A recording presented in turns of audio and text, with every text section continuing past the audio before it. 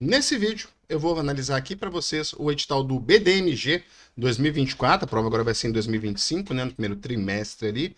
Então, o pessoal de Minas Gerais aí que pretende fazer esse concurso, pessoal de Belo Horizonte, ou como a gente fala na nossa terra, BH, fique atento aqui, porque nesse análise aqui eu vou procurar trazer diversas informações, como por exemplo, conteúdos que não precisam estudar, conteúdos que tem que ter mais a atenção, que a chance de cair realmente é muito alta, enfim, para você ocupar bem o seu tempo de preparação para esse edital aqui, que ele tá fantástico. Então, senhoras e senhores, está começando aqui mais uma análise inteligente de edital. Roda a vinheta.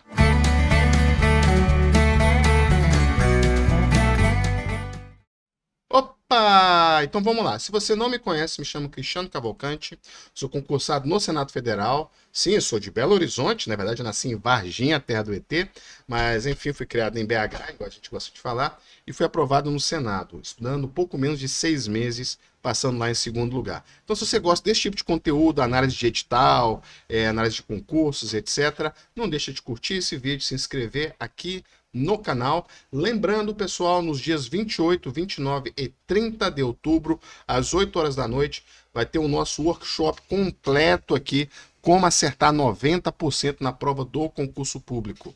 Vocês que me acompanham já sabem disso. A gente vai falar sobre organização, estratégia e técnica.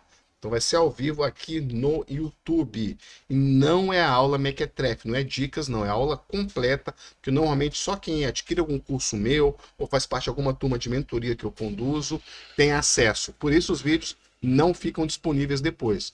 Então, relembrando, dia 28, 29 e 30 de outubro, às 8 horas da noite. Você quer receber o link para poder participar desse treinamento totalmente gratuito? Seguinte, aqui na descrição desse vídeo tem um link do grupo de WhatsApp. Clica lá, entra no grupo de WhatsApp e aguarda que eu vou mandar lá no dia esse link para a gente poder participar. Então, dito tudo isso, já fiz o merchan, vamos embora para a análise do edital. Então, tá aqui ele na tela, tá aqui Banco de Desenvolvimento de Minas Gerais, BDMG. Então, concurso realmente muito interessante. Vamos por partes aqui, né? Já eu chego na parte que eu sei que vocês normalmente mais gostam, que é quando eu chego para poder falar das matérias, dar algumas dicas de organização, de estratégia, técnicas ali. Mas vamos começar do zero aqui. É um concurso aqui organizado pelo Sebrasp. Sim, pelo CESP, né? O famoso método CESP de concurso por desespero de quem não está preparado. Porque concurso do Sebrasp, a gente já sabe disso, uma questão errada anula uma certa, e o Sebrasp também tem o costume de fazer provas longas, provas ali com mais de 100 questões, e esse edital não foge a, não é uma exceção, esse edital segue essa regra, né? Então, quando eu for analisar lá as questões, eu vou chegar nesse ponto. Porém, é sempre bom lembrar que, contudo, todavia, entretanto, editais como esse do Sebrasp são maravilhosos para quem está preparado. Exatamente porque tende a destoar mais quem está preparado de quem ali. Vamos ver o que dá, vai que eu passo, enfim, aventureiros ou concurseiros ali. Agora, realmente, estudantes, candidatos às vagas, esse tipo de concurso nadam de braçada. Porque, vai lá, uma prova pequena, eu sempre falo isso, né? Uma prova pequena com 50 questões ali, de uma banca genérica, onde se você chutar, você pode errar a questão, que não vai anular uma questão certa, uma certa quantidade de aventureiros passam no concurso. Agora, Sebrasp, 120 questões, questão aberta, redação, e uma errada anula uma certa, aí esquece. Aí realmente só quem está preparado passa. Então, esse é o primeiro ponto, e isso é muito bom para a gente. É só você ficar bem preparado ali. Então, outro ponto aqui extremamente importante desse edital, que ele não é regido pela 8.112, ele é regido, ele é um cargo seletista, né? Então, tá aqui, você vai ficar sob o regime de CLT, então, pro bem e pro mal, apesar de que as informações que a gente tem são de que lá as pessoas realmente têm que se esforçar muito para poder ser demitidas, né? Então existe um certo grau de estabilidade aí, né? É claro que tem exceções, para tudo tem exceções, né? Eu mesmo vi gente sendo demitido lá no Senado Federal, né? Então existem exceções para tudo, mas enfim, é um CLT aqui, mas com caráter aqui realmente de concursado ali, com um certo grau de estabilidade, né? Claro que estabilidade nenhuma, ninguém tem na vida para nada praticamente, mas vocês entenderam o recado aqui. Então é isso. Provas objetivas, caráter eliminatório e classificatório, tá aqui. E agora nós vamos chegar aqui aos cargos, né? Que é onde vocês começam aí a perder o sono, né? Então, os cargos aqui, eles são de analista de desenvolvimento, todos eles com 30 horas semanais de trabalho, aquela jornada de 6 horas contínua, né? Sem pausa ali pro almoço, em teoria, na prática o pessoal até para um pouquinho, mas a ideia é essa, são 6 horas de trabalho de segunda a sexta, né? Com um vencimento básico ali de R$ 9.571,25. Então, valor sujeito à atualização, observada a condição no item 2.2. Então, vamos lá, item 2.2, cadê? Aqui, ó. Acrescentam-se ao vencimento básico os seguintes benefícios vigentes em setembro de 2024, passíveis de reajuste. PLR, aí é lindo. Aí, senhoras e senhores, esse aqui é o que o povo gosta. Participação nos lucros e resultados. Poxa, de um banco. Quem não quer, né? Aí sim. Possibilidade de programas de participação nos resultados, o PPR, sujeito à aprovação anual conforme a norma. Lindo! Próxima coisa, vínculo com o sindicato bancário com reajuste anual, plano de cargos e saleiras, cargos, salários e carreira, ticket, comida, rango no valor de R$ 2.000, 1984. Vocês não falaram que eu estou falando errado aí. E 13º auxílio alimentação no valor de 874. Além disso, auxílio creche no valor de pouco mais de R$ 650 por filho. Para mim, assim, é uma maravilha isso aqui, tô brincando. No Senado também tem algo parecido, só que quando você atinge uma certa idade ali, isso aí deixa de funcionar, né? O do Senado seria... Deficiência não, é esse aqui, ó. O do Senado, depois acho que de 3 ou 4 anos, não lembro exatamente, você perde isso, né? Então seria uma maravilha aqui, isso aqui no Senado até os 6 anos praticamente. Será que o Senado é 6 anos? Eu não lembro aqui agora, porque eu tenho 5 filhos, né? Então é uma maravilha esses auxílio creche aí, auxílio babá aí. Mas, enfim, aqui é auxílio filho para filhos com deficiência, perdoe a confusão, de 659 por filho deficiente, e depois auxílio babá e creche aqui, no valor de 659,67 por filhos com idade até 5 anos e 11 meses. Aqui um erro aqui, né? Porque eles simplesmente copiaram aqui e colaram, e o valor saiu errado aqui no final. E abono assiduidade, ou seja, ausência injustificada de um dia útil por ano para empregados que não tiveram faltas descontadas no ano anterior. Isso aqui é bem legal, você ganha um dia lá para descansar, né? Plano de previdência privado, benefício de assistência à saúde. Então, é muito interessante você ver que, no fundo, isso aqui realmente não é a remuneração, né? R$ 9.500. Isso aqui é, na verdade, um vencimento básico. E aí vai adicionar todas essas outras coisas aqui. Então, a pessoa por baixo aqui vai tirar quase R$ 12.000, né? Por baixo aqui, no pior cenário. Então, é isso. Os requisitos são padrões de qualquer concurso, então vou pular aqui. E vamos aqui, então, às ênfases, né? São 4 ênfases.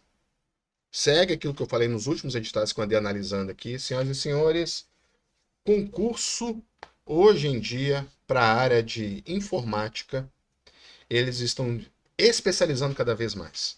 Antigamente, a gente tinha 2 áreas só, que era hardware e software. Ou o cara era programador ou era infraestrutura.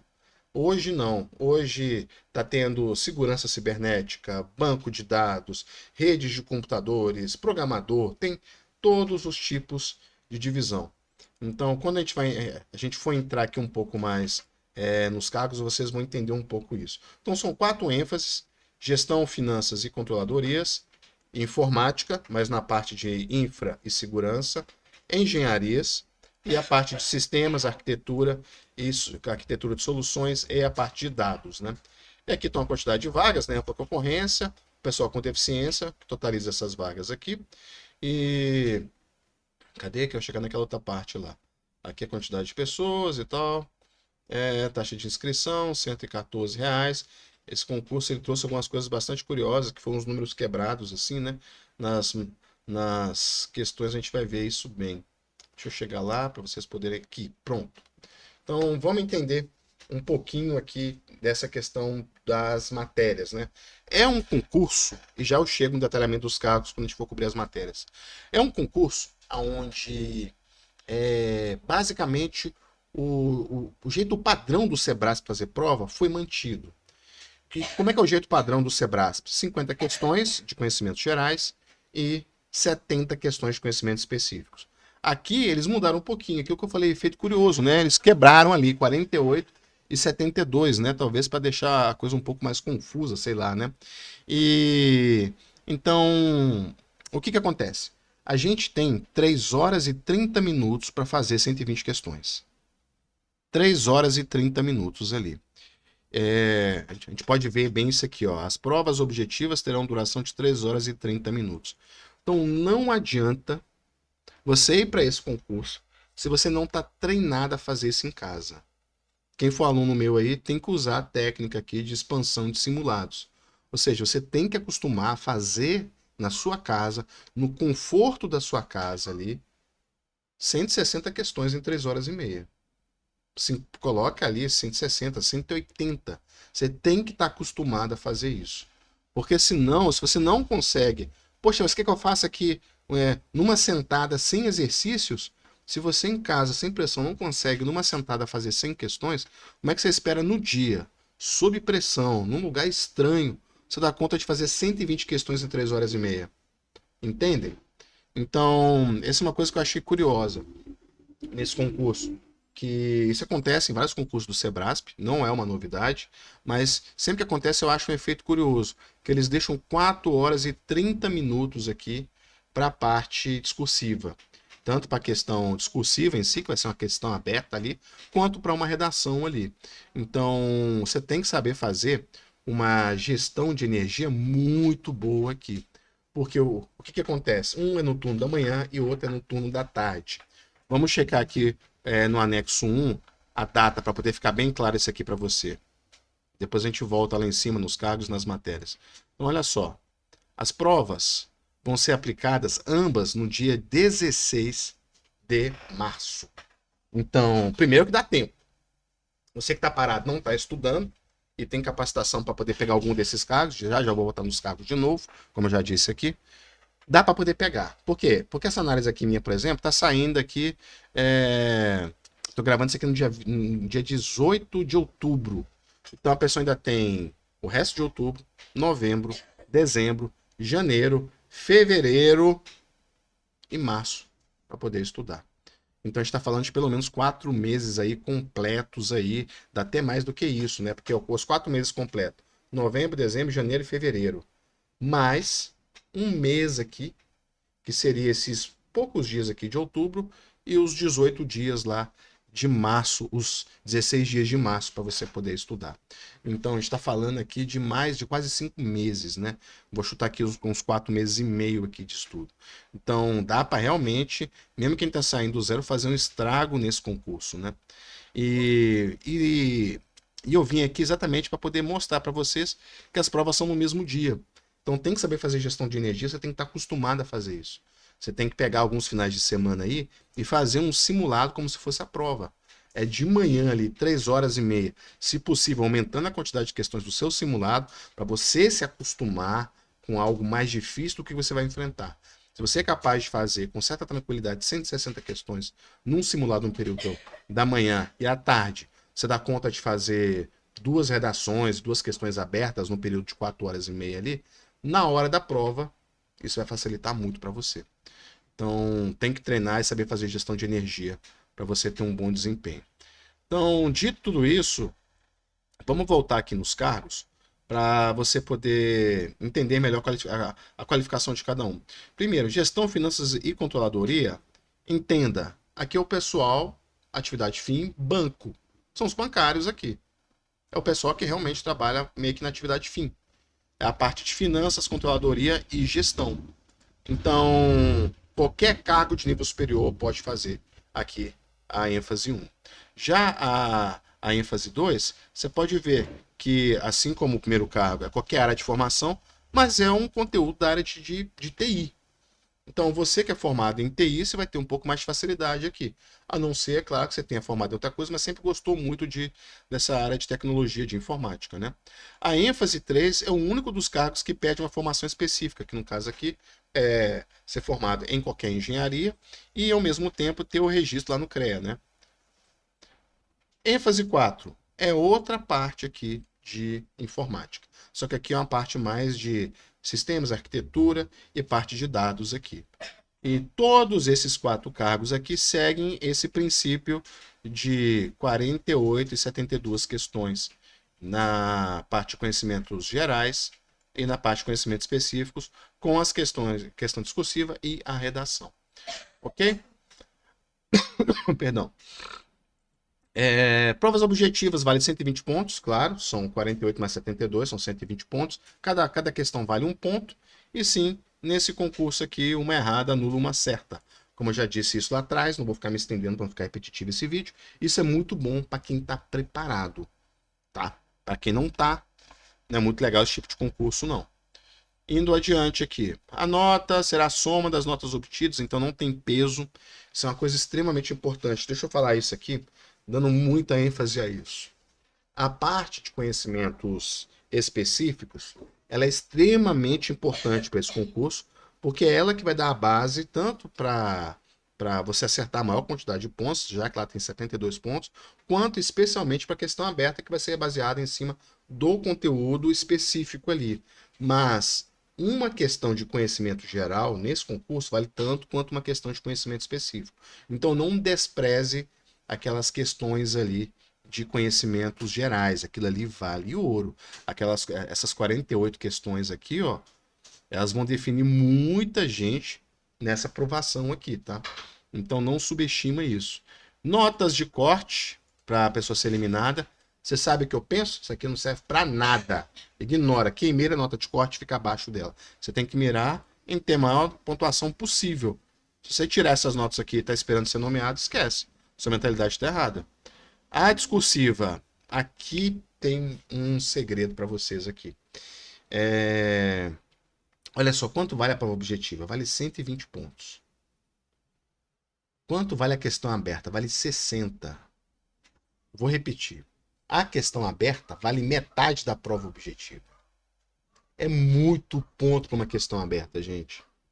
Então, assim, nesse concurso, o preparo para a questão aberta, ele vai realmente definir quem vai pegar essas vagas aqui ou não. É muito ponto para uma questão aberta. Tudo bem que vai ser uma situação problema, então vai ter uma situação ali para você poder descrever como é que você resolveria ela ali. E são 90 linhas. É texto que não acaba mais ali. Muito bom isso. Já a redação 20 pontos, também valioso, claro, 20 pontos são 20 pontos. Mas é padrão. A redação aqui ficou 100% padrão. Temas de atualidade e 30 linhas. Então, inclusive, repetindo aqui nesse vídeo, se você quer que naquela semana lá do workshop eu traga a técnica de redação para vocês, lá no dia 28, no dia 29 ou no dia 30, lá entre as técnicas que eu vou trazer, você quer que eu traga a técnica completa de redação? Escreve aqui nos comentários que de repente eu trago para você poder ver como é que você faz uma redação para realmente ter uma pontuação gigantesca. A técnica, por exemplo, que eu usei para passar no Senado. A técnica foi tão boa que na parte objetiva eu tinha ficado em 4º lugar. Quando eu apliquei essa técnica, na parte lá tinha tanto a questão aberta quanto a redação, a pontuação foi tão alta que eu pulei para 2º lugar e acabei nomeado lá no Senado. Então, se vocês quiserem, eu trago pelo menos a técnica de redação aqui de maneira aberta para vocês. Mas vocês entenderam onde é que tem uma baita oportunidade aqui? A redação é praxe. Dá para você tirar lá 17, 18, aplicando a técnica. Se você for bom de português, você consegue tirar 19, 20 aí. Agora, o segredo tá na questão aberta, na discursiva aberta. Ali, esses 60 pontos valem ouro, ok? Então, fique muito atento a isso. Vamos chegar nas matérias logo, né? Porque vocês devem estar pensando já como é que vocês vão estudar cada uma das coisas. E eu vou passar bem cada uma das matérias. Deixa eu ver aqui. Aqui. Pronto, chegamos aqui. Então, primeiro de tudo, português. Português, gente, padrão Sebrasp. Ou seja, não é um português. Muitas vezes tem um caráter de não ser um português tão gramatical, tão técnico, tá? Tem uma exceção nesse edital, é uma coisa perigosa que está escondida aqui no meio. Então, fique atenta a ela, fique muito atento a ela, tá? Mas, em linhas gerais, O que vai fazer se a pessoa vai ser boa nesse concurso aqui ou não é três coisas: interpretação de texto e substituição de palavras e reescrita de frases. É isso. É isso que vai fazer você ter uma nota boa aqui em português. Então lembra de praticar muito, não fica assistindo tanta videoaula de português. Coloque questões de português do Sebrae, provas ali de português, e vá fazer essas provas para você pegar o jeito que a branca cobra. E aí sim, se você identificar que algum desses três pontos aqui, interpretação de texto, reescrita de frase ali e substituição de palavras, se altera o sentido, se mantém a correção gramatical, essa coisa de quem já fez muito Sebrasp, né, sabe? Você tem que, aí sim, assistir videoaula, não, entenda isso, não genérica, não de um curso de português, mas assistir videoaula de resolução de questões do Sebrasp de português, para você entender como que é o raciocínio. Porque não adianta nada você aprender interpretação de texto. O que interessa é você aprender a interpretação de texto do Sebrasp, tá? Agora, além desses três pontos, que são meio que padrão para o Sebrasp, fique atento a isso aqui, ó, colocação dos pronomes átonos. Quando eles colocam isso aqui desse jeito, olha, estuda. Se você não sabe o que é um pronome átono, vai estudar. Aí, para esse tópico, vale a pena sim assistir uma videoaula de português específica, fazer muitos exercícios e dominar esse assunto. Muita gente vai ignorar isso aqui. Não são tantas vezes assim que o Sebrasp coloca pronomes átonos nas suas provas. Então aqui eu chutaria que vai vir questão. Não ignore isso aqui, tá? O resto é meio padrão aqui do Sebrasp, mas isso aqui é uma novidade. Então não coma mosca e dê uma ênfase especial a esse tópico aqui. Tudo bem? Então, dito isso, próximo conteúdo aqui geral para todo mundo e no final eu faço um resumo com as principais dicas por matéria aqui, tá? Métodos quantitativos. Métodos quantitativos, olha, é uma mistura de várias coisas. Olha, é matemática financeira, parte de investimento, payback, amortização, que mais? Estatística, que mais que vai ter? Probabilidade e raciocínio lógico. Então, é que eles fizeram essa aglutinação de várias matérias num nome lá que eles colocaram, método quantitativo. Então, aqui dentro não tem uma matéria, aqui dentro tem de verdade 6 matérias. Matemática financeira, investimento, amortização, estatística, probabilidade e raciocínio lógico. Então, você tem que estudar essas 6 matérias. O bom é que eles não colocaram tanta coisa assim. Eles especificaram bem. Esse edital ficou muito bom nisso. Eles especificaram bem o que vai cair de cada um desses conteúdos. Porque, por exemplo, raciocínio lógico é uma matéria gigantesca. Mas eles colocaram, vai cair argumentação, resolução, proposição, conectivos e tabela verdade. Então ficou bem enxuto aqui. Então, claro, tem que estudar cada uma dessas matérias. E lembra, matérias que tem um cunho um pouco mais de exatas ali, não adianta ficar assistindo só videoaula. Assistiu a videoaula e entendeu, você tem que moer de fazer exercício para você entender bem como é que resolve aquilo ali. Não adianta fugir, aproveita que tem tempo e domina esses conteúdos aqui. Análise de dados. Aqui agora é que começam os problemas, né? Como diria aqui o escritor de mouse, como é que ele chama, gente? Art Spiegelman, né? Aqui começam os problemas, né? Porque o que acontece? Tem um tanto de gente que não sabe nada de ciência de dados. Tem um tanto de cursinho que não sabe criar material de ciência de dados. Então, a dica que eu daria para você é gaste um tempo maior pesquisando um bom material de ciência de dados. Porque para você fazer isso aqui e escutar, por exemplo, um professor ruim te explicando, por exemplo, sei lá, método de limpeza, preparação de dados, técnicas de coleta, análise exploratória, que é o EDA, essas coisas todas. Se você não entende o que o professor fala, você está lascado. Então, faça aquilo que todo mundo tem que fazer antes de escolher o material. Assista às aulas gratuitas que tem disponíveis desses materiais, dos cursinhos. Não subestime a importância de você, de verdade, ter um bom professor te explicando esse conteúdo que você precisa entender. Por exemplo, aqui vai cair modelo estatístico, se não me engano, também nessa parte. Regressão linear. Se você não pegar um professor bom, o professor vai fazer a aula, você não vai entender bulhufas. E normalmente quem não entende esses assuntos bem, não tem facilidade, não consegue entender quase nada por apostila. O que vai mandar vai ser videoaula. Então a dica é essa. Não escolha por preço.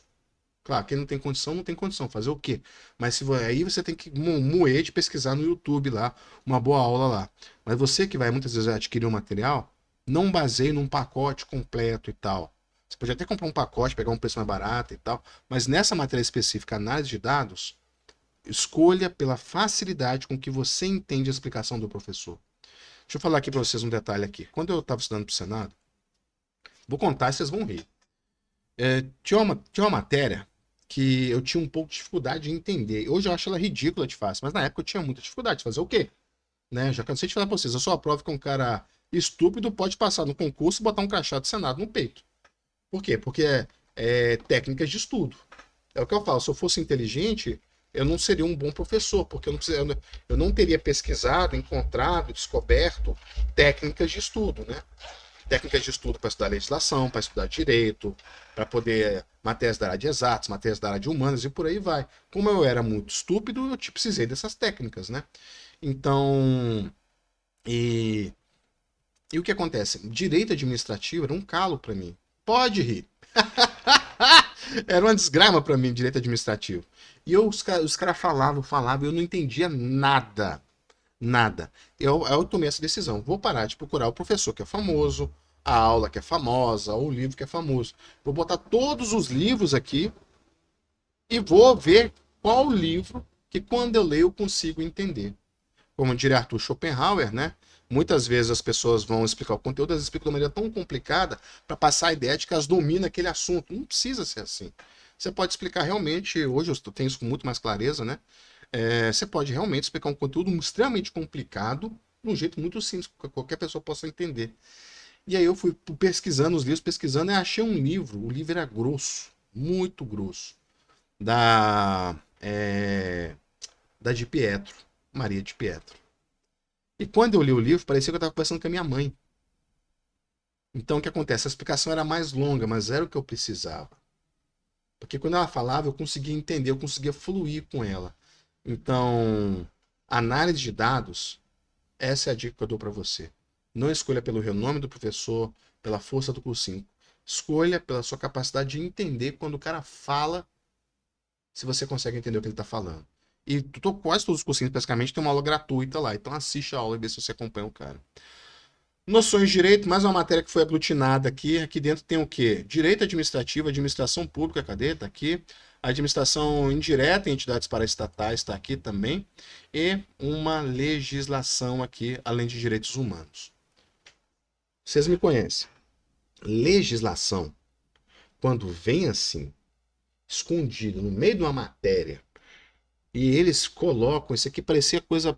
Nesse trecho parece um edital da FGV. Eles colocam qual trecho que vai cair da lei. Gente, isso aqui é edital do Sebrasp. O Sebrasp não faz isso. Aqui eles falaram, vai cair o título 1.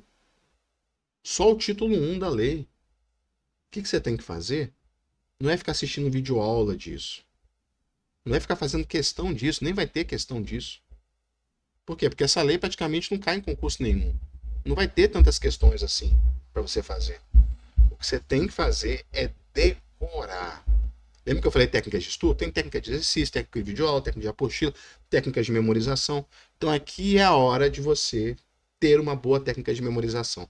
Você tem que saber de ponta a ponta o título 1 da 13.303. Então é isso. Vocês que são alunos meus, que estão vendo aqui essa análise aqui é criação ou lacunação. Aplica que você vai decorar o título 1 todo. Todo. E você que não é aluno meu, vira aluno! Brincadeira. Consiga uma técnica de memorização. Seja comigo, virando aluno meu, seja com outra pessoa, com outro professor, mas consiga uma boa técnica de memorização e memorize todo o título 1. Isso é essencial para você de verdade ganhar esses pontinhos que vão vir aqui em cima dessa lei.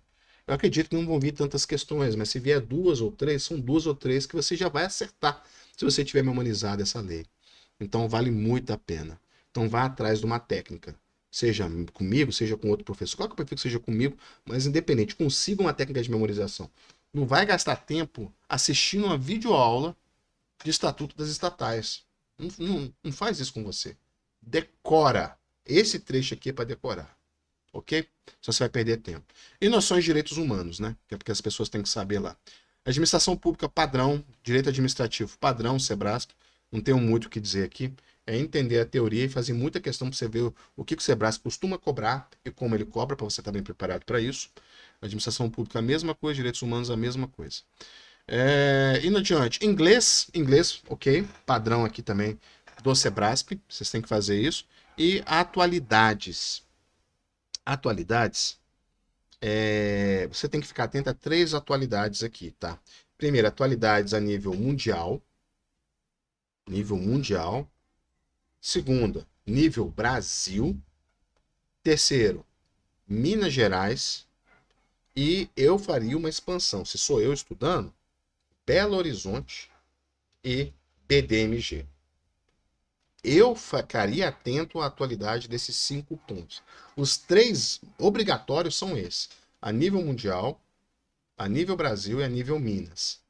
Então, sim, você tem que estar por dentro de atualidades a nível mundial, escutando podcasts, ou então lendo revistas de grande circulação, ou acessando sites ali de nível mundial. A nível Brasil, a mesma coisa, pegar um jornal de grande circulação do Brasil e ler, estudar sobre esses aspectos aí, todos aí que eles estão citando: economia, empreendedorismo, educação financeira, inovação, tecnologia, energia, desenvolvimento sustentável. É a mesma coisa relacionada a Minas Gerais. Nesse caso, eu também, sendo bastante franco com vocês, faria isso para Belo Horizonte e para BDMG. Então, o que acontece? Belo Horizonte, pô, se você ler o estado de Minas, os sites e tal, Portal Y, essas coisas todas, e não é ficar vendo fofoca, não, é coisa útil. É ler sobre essas coisas, empreendedorismo e tal, entrar no site lá do Sebrae, ver as notícias que estão circulando ali, é ficar por dentro dessas coisas também. E também BDMG, acessar o site do BDMG, ver as notícias que saem por lá. E aí você vai escolhendo esses temas, também monitore os professores de internet que são pessoas de atualidades, para você pegar os temas que eles estão dizendo que são importantes e pratique ali a sua redação. Ok? Que atualidades aqui vai ser para a parte discursiva. Indo adiante, então, nessa parte inicial, português, métodos quantitativos, análise de dados, noções de direito em inglês. A gente tem aqui 48 questões, né? Lembrando que não tem questão de atualidade, isso aqui é só para discursiva. Conhecimentos específicos. Aqui, eu quero que vocês reparem numa coisa. Com exceção de engenharia, todos os outros cargos praticamente não cai legislação. Então, quando cair legislação, aproveita. Porque se os caras fizeram questão de colocar ali, é porque vai cair alguma coisa ali, tá? E o resto do conteúdo vai entrar naquela esfera que eu falei para vocês de ter bons professores aqui. São conteúdos que são muito atípicos para quem faz concursos de analista administrativo, muitas vezes área fiscal. Não é bem esse o padrão, é que é mais um padrão área bancária. Apesar de que sim, tem matérias que podem ser comuns. Então, macroeconomia é uma matéria comum em muitos concursos onde é cobrado macroeconomia, microeconomia, mas aqui é aplicada a instituições financeiras. Então, sistema de contas nacionais, agregados macroeconômicos, sistema monetário, aí vem as subdivisões dele aqui que vão cair, conceitos e instrumentos de política fiscal, taxa de câmbio e regimes cambiais, não está citada aqui, mas talvez também inflação. Então, essas coisas é a mesmíssima questão que eu abordei anteriormente. Você precisa de um bom professor. Apesar de que esses conteúdos você sim pode consumir em boas apostilas, tá? Agora, o que você tem que fazer? Você tem que entender o seguinte: esses conteúdos não adianta só fazer exercícios. Não vai funcionar. Porque esses conteúdos vão cair numa questão aberta ali. Então, você tem que saber, de fato, dominar esses conteúdos. Aí, esse concurso tem tempo para você se preparar. Então, aqui não vale a pena você simplesmente assistir uma videoaula, fazer alguns exercícios e achar que estudou porque eu tenho que fechar o edital. Se fizer isso, você não vai passar. Não funciona. Aqui é a área fim, é a ênfase fim. Você tem que dominar esse conteúdo.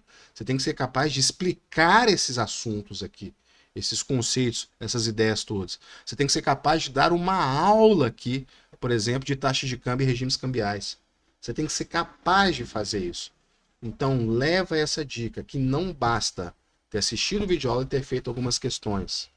Aqui você tem que ser capaz de ser o professor da matéria, ok? E quem é aluno meu já sabe. Combinações fortes aqui.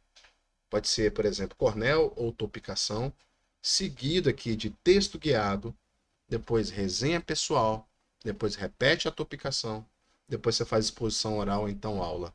Fez tudo isso, conseguiu dar aula de maneira tranquila ali algumas vezes, seguindo a técnica de aula que eu ensino lá, aí você faz ali um texto aberto depois, para poder validar se aquela aula ficou boa ou não. Tem que ser essa técnica aqui, para cada um desses assuntos aqui. Aqui não vale a pena você querer fazer um estudo só, objetivo, fazendo exercício. As chances são que você vai rodar na parte específica depois, principalmente na questão aberta. Ok? É isso. Isso se aplica a todas as matérias aqui. Com exceção do que eu falei anteriormente. Lembra? Se tem lei, e lei nesse sentido lato sensu, se é que eu posso falar assim. Decreto, portaria, decreto, portaria, lei complementar, enfim, tudo isso se aplica. Por exemplo, aqui, ó, resolução CMN 4966, resolução CMN 5047. Olha só, quase não tem nenhum documento aqui, nenhuma lei, não tem nada disso aqui. Tem uma coisa ou outra só. Então, eles fizeram questão de colocar isso aqui. Então, isso aqui você tem que saber, ponta a ponta, essas resoluções. Tá entendido? E elas aqui não basta só fazer criação com lacunação. Tem que saber dar aula. Tá? Você tem que saber, tem que tornar um professor dessa matéria aqui, dessa resolução. Tudo bem? É isso. Então, fechamos aqui a ênfase 1, que é o pessoal da área bancária, né? Vamos para a ênfase 2 agora, que é o pessoal de TI, né? Aquela parte que eu falei, que é a parte mais de infra e de segurança. Então, infraestrutura de TI, padrão aqui, Sebrasp, segurança cibernética, padrão Sebrasp, e banco de dados aqui. Até aqui, nenhuma novidade aqui. A parte de gerenciamento de infraestrutura pode ter algumas novidades para algumas pessoas aí. Por exemplo, nem todo mundo sabe Kibana, Logdash, essas coisas aqui. Nem todo mundo conhece Azure, ou então DevOps e tal. Mas, enfim, não foge tanto aqui também não. Na parte de segurança de aplicações, não deixem de lado os frameworks, tá? Então, niche aqui, o ISO e tal, essas coisas aqui são importantes você saber. E na parte de métodos ágeis aqui e indicadores, né? Então, indicador de desempenho, né? Tá aqui ele, né? Os KPIs, ou como a gente tá, o pessoal tá falando mais no Brasil agora, os KPIs, né? PMBOK, sétima edição, então Scrum, Kanban, XP. Então, não tem nenhuma bicho de sete cabeças aqui. Então, você que é da área de TI e já tem atuação nessa área aqui, aí sim vale a pena fazer bastantes questões aqui. E até mesmo, muitas vezes, trazer questões de outras bancas para você treinar muito a prática ali. Se você tiver com as apostilas de certificados também, você pode fazer questões ali também para poder praticar bastante, ter um domínio muito forte em cima de cada um desses conteúdos, tá? Engenharia. Engenharia, eu ouso dizer que é praticamente tudo menos engenharia. Tudo bem, tem uma parte aqui de projetos, né? Aqui abaixo aqui a gente vai falar sobre isso aqui, ó. Projetos aqui. Agora o resto tudo aqui, olha, é tudo menos engenharia.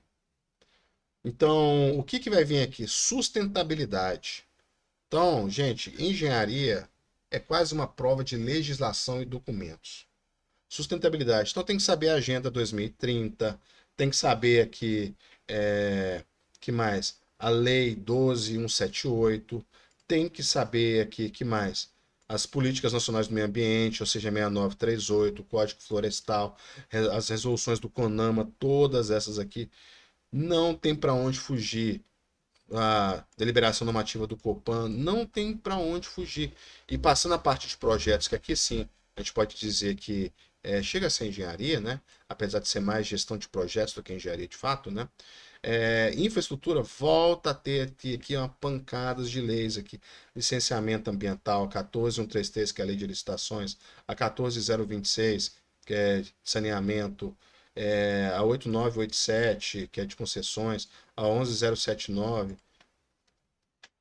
Engenheiro aqui, você que é engenheiro e tem uma boa noção de gestão de projetos, você tem que dominar o estudo de legislação. E aqui tem que decorar essas leis todas e saber dar aula delas. É isso que você tem que fazer. Fazendo isso, você vai ter uma nota, olha, absurda. Olha, quando eu fiz o concurso da ABIN, porque o meu caso foi assim, um mês antes do concurso do Senado tinha a prova da ABIN. E a prova da ABIN, a parte específica, gente, era muito pesada. Muito pesada. Eu lembro que lá deu mais de 21 mil inscritos, né? E tinha 30 vagas, dava 700 e pouco por vaga. E a parte específica era muito pesada, legislação e conhecimento teórico. O que que eu fiz? Eu não me contentei realmente em saber superficialmente aqueles conteúdos ali. Então é entender, praticar, internalizar mesmo e dominar. Você tem que fazer isso. Para todos os cargos aqui, e no caso de engenheiro, especialmente para todos esses documentos aqui, para essa legislação aqui no sentido lato sensu. Se você fizer isso, você entra nesse concurso. Ah, mas não tem tantas vagas, podia ter 100 vagas e tal. Se você fizer isso, a chance de você entrar é muito alta. Porque no Brasil as pessoas não sabem nem estudar, quanto mais estudar legislação. A pessoa precisa ter uma videoaula de alguém explicando ali. E não dá, não vai ter videoaula de várias dessas leis aqui, não vai ter. Então quem souber estudar isso aqui, vai nadar de braçada. É muita legislação aqui. E finalmente a ênfase 4, parte de software, né? Então, Scrum, Dev, a parte toda, né? Python, Java, vai ter também essa parte de BI aqui, né? De Business Intelligence, está aqui também, os bancos de dados aqui embaixo, sistemas legados, aqui os sistemas Delphi. Isso quer dizer o quê? Que você, quando for trabalhar lá, vai ter muito sistema antigo na casa, né? Que foi feito na época em Pascal, em Delphi. Aí você tem que entender isso para você poder conseguir trabalhar lá no dia a dia, né? Também tem Data Science, inteligência aqui, muita coisa diferente que nunca foi cobrada aqui. Então, as pessoas que têm conhecimento nessas áreas aqui vão ter uma grande vantagem, porque muitos desses assuntos não tem nem questões por aí. Então, de novo, o segredo aqui vai ser ter bons materiais, bons professores e, se possível, muita prática aqui nessas áreas aqui. E sempre naquele sentido que eu falei, fazer questões, decorar o que tiver que decorar de documentos ali, mas também saber dar aula daquele conteúdo. E aí, método ágil e inovação, né? Em TI, no caso do sistema financeiro. Então, ele é um concurso que tem bastante tempo para você poder se preparar, mas ao mesmo tempo ele é um concurso intrincado, porque se você não entende nada de uma determinada área, você está lascado. Muitas vezes não vai dar tempo de você aprender aqueles conteúdos todos. Se você está saindo do zero, como tem muito tempo para poder estudar, dá sim, tá? Porque tem bastante tempo lá. Porque essa parte de conhecimentos gerais aqui, praticamente quase toda, com exceção de análise de dados, cai em todos os outros concursos. Então vai ser muito útil para qualquer concurso que você vai fazer. E, e vai ser extremamente valioso. E aí o que acontece? Aí você tem que escolher alguma área que, se você não for engenheiro, claro, que você tenha mais afinidade. É o quê? É bancária, ou infraestrutura, ou programação. Escolher uma dessas três para você poder atuar ali e começar os estudos ali tendo um bom material. Então, dica que eu daria para você, se você está saindo do zero e você não entende nada de inteligência artificial, banco de dados e tal, eu acho muito complicado ir por aqui. Eu iria para a parte de mercado de capitais. Eu iria aqui para a parte de gestão, finanças e controladoria. Eu iria por aqui. Porque mesmo que dê errado o concurso, vai ser muito útil para concursos no futuro. Você tem uma base em contabilidade, você tem uma base em macroeconomia. Essas coisas vão ser valiosas. Agora, não dá para comparar o grau de complexidade de inteligência artificial, data science, método ágil, se você nunca estudou essas coisas. Não dá. Agora pode ser uma boa se você quiser estudar agora em cima da hora, né? Agora, se você for engenheiro, lembra, a engenharia vai cair quase nada aqui, vai cair a parte de gestão só aqui, né? Gestão de projetos. O resto tudo praticamente é legislação. Então você vai ter que saber essas coisas. Tudo bem, tem uma parte de mercado de capitais aqui, mas a maior parte aqui vai ser tudo em cima de documentos e leis aqui. Então é isso que você tem que saber fazer. Deixa eu dar umas dicas finais aqui, porque esse vídeo já está bem grande, né? Então, é um concurso intrincado. É um concurso complexo se você não tem experiência em uma das 4 áreas aí. Se você tem experiência, você precisa de técnica, porque é a tua chance. Se você não tem, a minha indicação seria escolher a ênfase 1. Você não tem nada saindo do zero, quer fazer porque você mora em BH, por exemplo. Vamos passar algumas dicas aqui que eu separei aqui para vocês. Primeiro, em português. Já citei isso aqui. Foque muito em reescrita, substituição de termos. E, não está escrito aqui, mas é Sebrasp, então é óbvio, e interpretação de texto. Você tem que focar muito nisso. Próxima dica, pronomes átonos.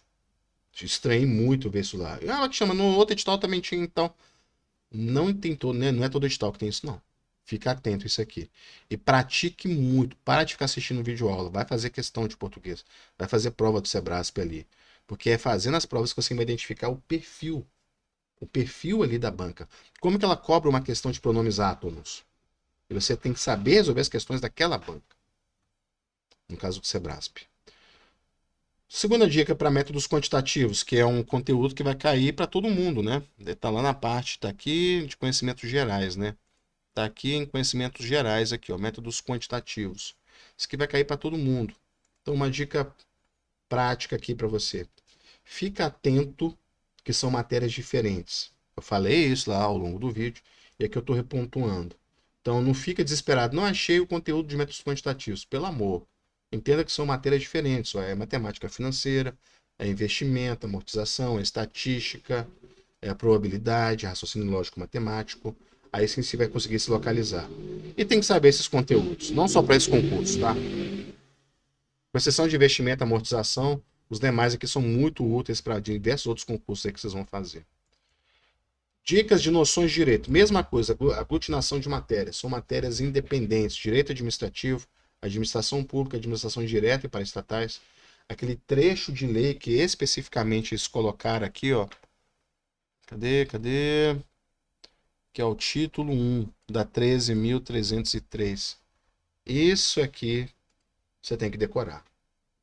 Vale a pena memorizar isso aqui. E direitos humanos, né? Indo adiante, na parte específica, praticamente não tem leis, com exceção de pessoa da engenharia. Então, quando tiver, domina aquilo. Deixa eu dar uma ênfase maior nisso aqui, ó. Olha essa parte aqui, da ênfase 1, tá? Aqui, ó, resolução do CNM. Tem que saber. Cadê? Tem outra. E aqui, ó. Resolução do CNM. Tem que saber. Aqui, segurança cibernética, esse pessoal todo aqui. Você tá vendo alguma lei aqui? Praticamente não tem. Então, quando eles colocam, dá-lhe um negócio, né? Aqui você tem que saber tudo mesmo, os frameworks, a ISO e tal, essas partes aqui. Mas não tem lei.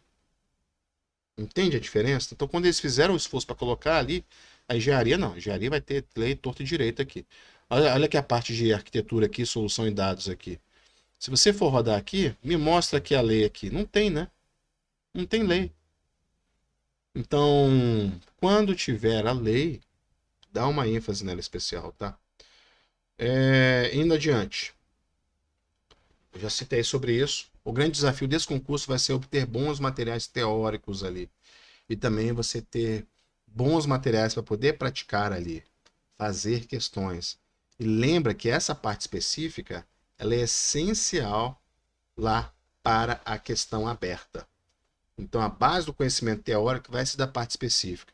Então, aqui a técnica de estudo vai ser essencial. Quem for aluno meu e não aplicar aqui a exposição oral com texto aberto ou texto guiado, depois está errado.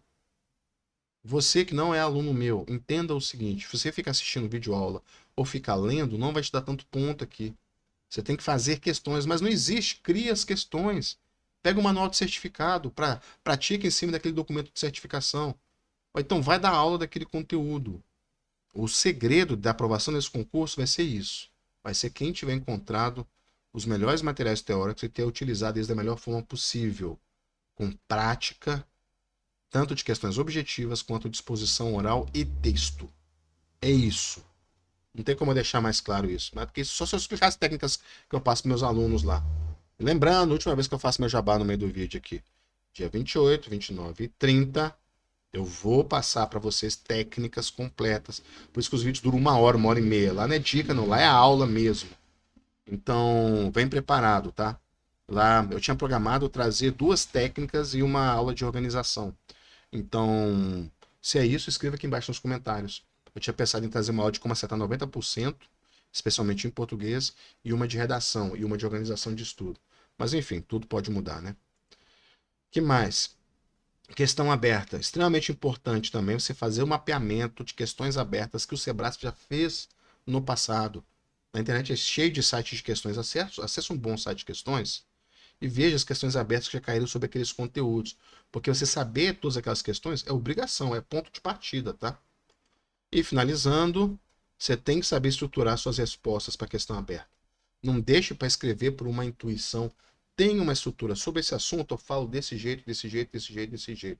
Para essa questão aberta que eu vi aqui de solução problema, eu abordo a questão primeiro trazendo os princípios do conteúdo, depois pontuando quais são os elementos da situação problema, depois quais são os direcionamentos da legislação pertinente aqui que a gente tem que levar, depois eu faço a análise do caso aqui, elencando os sujeitos, depois eu tá aqui a solução determinada ponto a ponto, as justificativas de tudo aquilo ali, um quadro comparativo e no final a conclusão da implementação daquela solução. Isso aqui é um exemplo de estrutura, tem N outros exemplos de estruturas ali.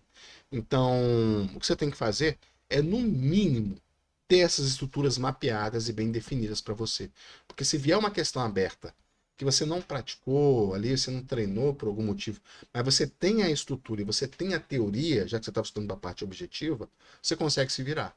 Agora, sem estrutura, você vai ficar perdido. Então, você tem que ter um treino forte de estruturação para poder fazer valer. Ok?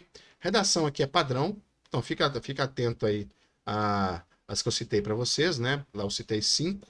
Aqui eu estou citando aqui outras 3 aqui, que é Brasil, Minas Gerais e BDMG, mas eu considero muito importante também Belo Horizonte e também Mundo, tá? Muito importante isso, afinal de contas é um banco de desenvolvimento, né? Seguir padrão de estrutura de redação, não precisa inventar moda, segue o padrão. Lembrando que essa aula do workshop eu vou falar sobre redação também. E lembra sobre isso, se você acabar não assistindo essa aula de redação que eu vou dar, lembra que o Sebrasp não dá ponto por profundidade argumentativa, e sim por quantidade de argumentos. Então, se você tem um tópico para poder abordar e você traz 2 argumentos ali, 2 ou 3 argumentos ali só, e aprofunda muito bem eles, você vai acertar 3 pontos ali.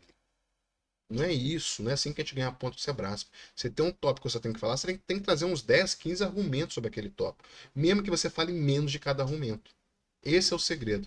É isso que eu faço naquela aula, por exemplo, que eu vou fazer lá no workshop. Lá eu vou detalhar passo a passo como é que você faz uma redação. Porque muita gente esquece isso aqui, ó. O seu foco tem que ser no que dá ponto. Como é que eu falo isso de uma maneira para poder pra você nunca mais se esquecer? O Sebrasp, a redação é assim. Muitas vezes eles colocam um texto e eles mesmos falam. E depois eles colocam, faça uma redação sobre o seguinte tema. E aí vem o comando da questão. O texto, usando o texto meramente como inspiração e abordando o tema acima elencado, faça uma redação de 30 linhas que necessariamente deverá tratar de. Aí eles colocam letra A, coloca ali o tópico, tantos pontos. Letra B, tantos pontos. Letra C, tantos pontos. Letra D, tantos pontos. O seu foco tem que estar nesse final aqui que está a pontuação. Cada um desses tópicos, pega a quantidade de pontos que eles colocaram ali, multiplica por 2 ou por 3, essa é a quantidade de argumentos que você tem que trazer para cada um daqueles tópicos. Então, por exemplo, vamos supor que é uma questão de investimento na agricultura familiar no sul de Minas. Uma situação, um problema lá, que eles fizeram a questão aberta, depois puxaram esse tema lá para a redação. E eles colocaram o seguinte, né? Fale sobre os princípios que devem nortear o BDMG no investimento da agricultura familiar como propulsor da economia de pequenas cidades do interior. Esse é um tópico lá, por exemplo. Esse tópico vale 5 pontos. Você tem que pensar 15 argumentos diferentes para poder defender esse posicionamento do banco e citar esses 15 argumentos ali, um em cima do outro, no parágrafo que você tiver dedicado para falar sobre esse assunto. Se ficou muito complicado aqui, clica no link que está aí na descrição desse vídeo, entra no grupo de Zap e assiste depois a aula de redação que eu vou fazer ao vivo lá, tá? Mas esse é o ponto. Muita gente se perde nisso, fica inventando moda. Sebrasp, fazer uma redação que dá muito ponto é muito simples. Tem que saber fazer, tem que entender a estrutura, mas é muito simples. Português eu já falei bastante, né? Aqui ele reiniciou, né? Sim, ele reiniciou. Então é isso, nós cobrimos tudo que a gente queria cobrir. Mais uma vez, lembrando, se você quer participar lá do workshop, o link está aqui na descrição desse vídeo aqui. Entra no grupo de WhatsApp e dia 28, 29 e 30 vamos fazer acontecer. E claro, se você gosta desse tipo de análise que eu faço aqui, não deixa de curtir o vídeo, se inscrever no canal aqui. E eu sou Cristiano Cavalcante e mais uma vez, esse aqui foi uma live onde a gente analisou o BNMG 2024 e 2025. É isso, meus queridos. Um forte abraço, fiquem com Deus e vão pra cima! Te vejo lá no workshop, viu? Tchau, tchau.